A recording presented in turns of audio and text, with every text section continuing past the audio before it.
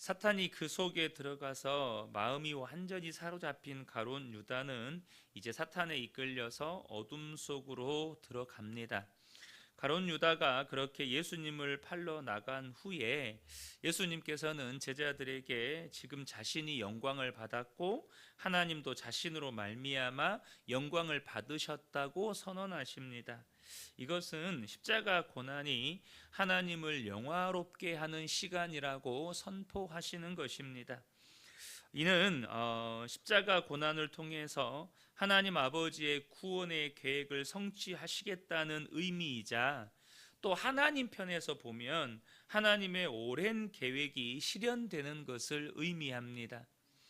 그러면 여러분, 하나님의 오랜 계획이 무엇입니까? 하나님의 형상을 따라서 지음 받았으나 아담의 불순종의 죄로 말미암아 타락하여 하나님의 원수요 죄인 되어 버린 인간을 하나님의 자녀로 회복시켜서 영원히 아버지와 자녀로서 화평함을 누리게 하시려는 계획입니다. 그래서 이 십자가 고난의 시간은 마귀와 어둠의 권세를 이기는 하나님 나라 승리의 시작이기도 합니다. 그러니까 그 이전까지는 인간은 이 마귀 권세를 이길 수 있는 길도 없었고 방법도 없었어요. 예수 그리스도로 말미암아 어둠의 권세가 끊어지고 어둠의 권세가 패하였다는 이 승리의 선언이고 하나님이 영광을 취하신다는 선언이신 거죠. 아들이신 예수님이 아버지의 뜻을 이루어서 하나님을 영화롭게 하시니 하나님도 이제 아들에게 부활과 보좌 우편의 영광을 주십니다. 이것은 예수를 믿는 우리의 삶에 매우 중요한 두 가지 영적인 원리를 교훈해 줍니다. 첫 번째는 뭐냐면, 이렇게 주님의 고난이, 주님의 십자가 죽음이 영광이 된 것은 주님을 따르는 우리의 삶에 이제 고난을 영광으로 해석할 수 있는 큰 빛을 우리에게 허락하셨다는 것입니다. 그러니까 여러분, 예수를 믿기 전에는 고난이 영광이 될 수 있는 방법도 없고 고난이 영광이 될 길이 없어요. 로마서 8장 18절에 보면 생각하건대 현재의 고난은 장차 우리에게 나타날 영광과 비교할 수 없도다. 예수를 믿기 이전에 죄인의 삶은 고난이 결코 영광이 될 수가 없습니다. 그저 어둠 가운데서 태어나 어둠 속에서 일평생 죽기를 무서워하면서 방황하다가 영원한 사망으로 들어가는 것이 예수를 믿기 전의 인생들에게 주어진 운명입니다. 어둠 속에서 태어나서 어둠 속에서 일평생 죽기를 무서워하면서 방황하는 게 인생이에요. 그리고 끝나면 어디로 가는 거예요? 사망으로 들어가는 거죠.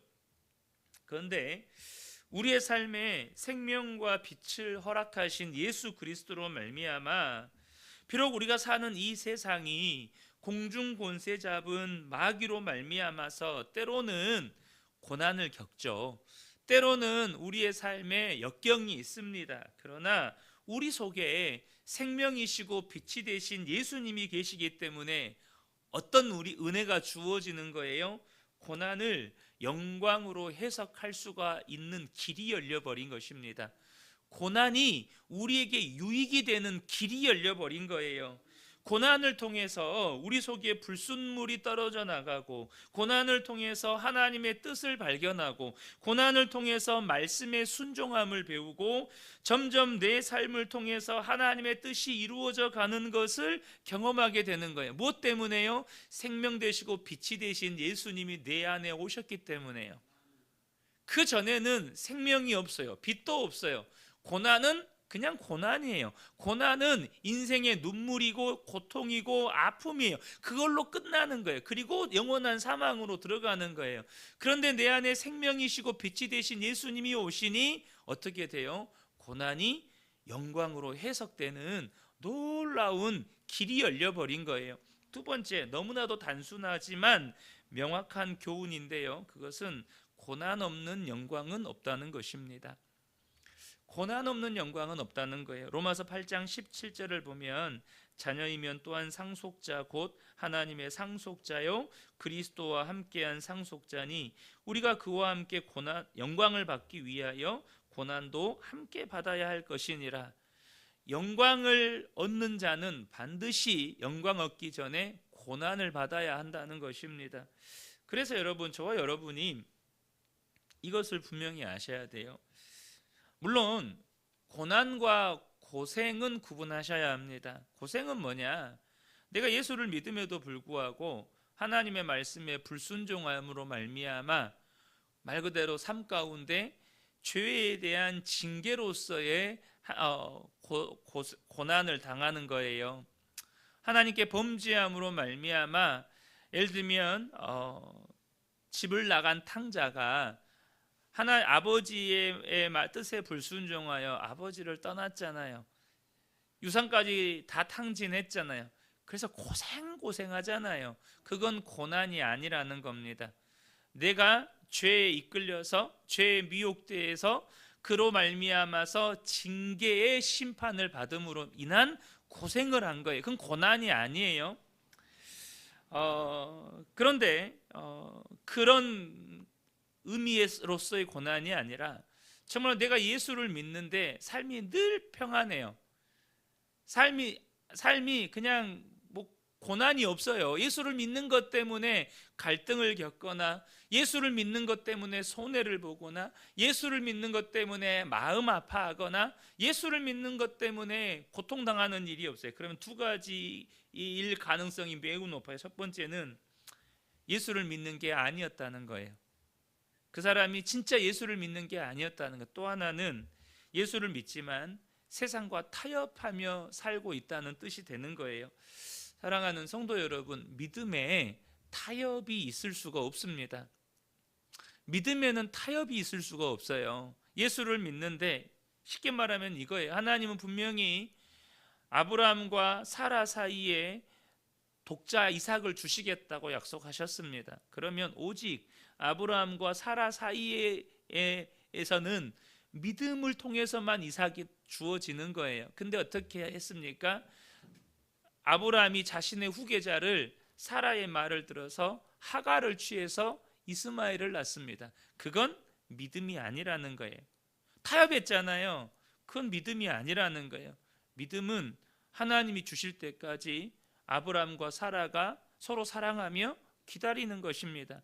거기에 하갈이라는 타협이 있어서는 안 되는 거예요. 그래서 오히려 여러분 지금 우리가 보고 있잖아요. 지금 극명하게 이삭과 이스마엘의 갈등을 보고 있지 않습니까? 서방 세계의 종주라고 하는 미국과 그리고 이스마엘의 후손이라고 한 후손 중에 하나인 이란이 지금 엄청나게 치고받고 전쟁을 치르고 있잖아요.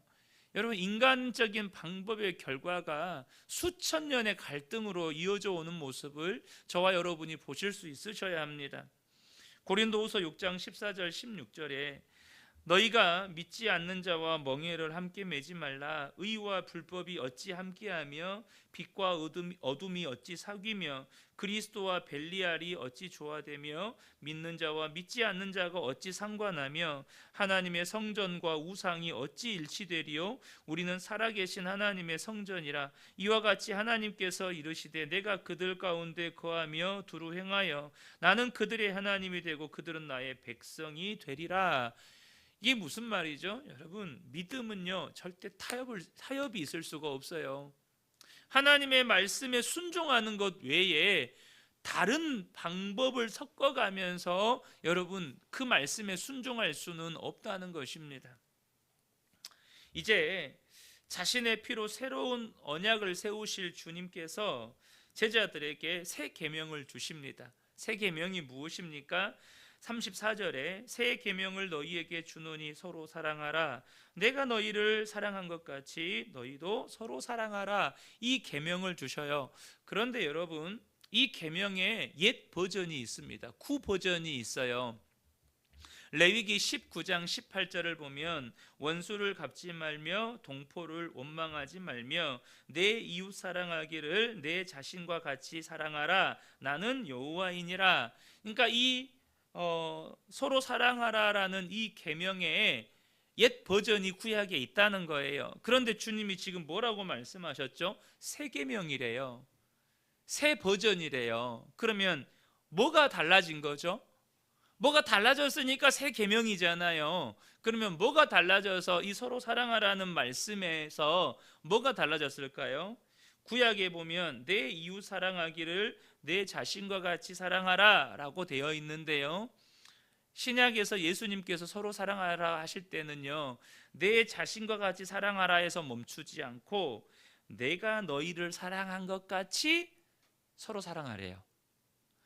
나를 사랑한 것처럼 사랑하는 것에 멈추지 말고 예수님이 우리를 사랑하신 것처럼 서로를 사랑하라는 말씀입니다.